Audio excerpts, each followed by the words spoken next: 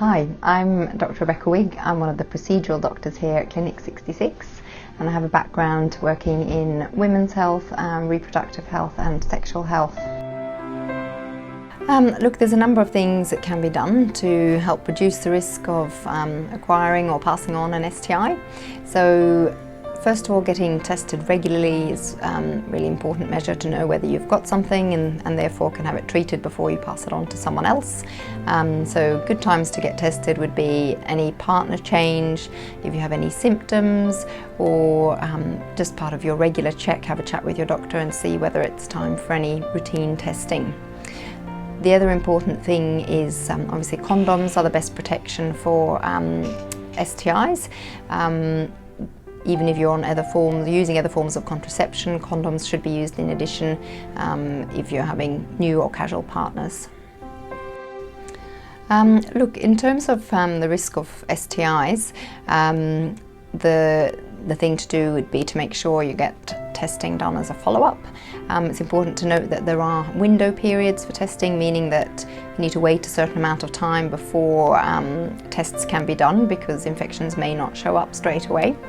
So to get more detail on that, you'd really need to chat to your healthcare provider, but essentially some of the tests could be done about a week after an exposure, others would need to be done about 4 to 6 weeks after an exposure. If you're a woman, then you also need to consider what contraception you're on, and if there's been a condom break and are not using any other form of contraception, you might want to talk to your doctor about emergency contraception, whether that's the emergency contraception pill or a copper IUD, which can also be used as an emergency contraceptive option.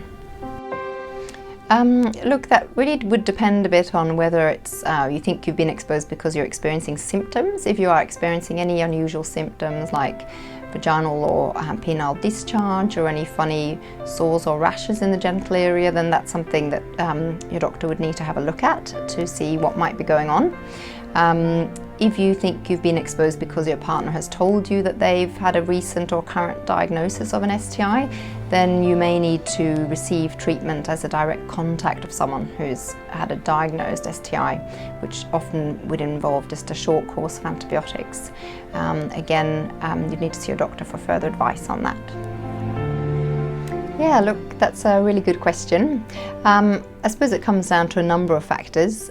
One is obviously it's more festive season, there's definitely more socialising, more drinking, more risk-taking behaviour because of those factors, particularly alcohol, possibly more recreational drug use as well.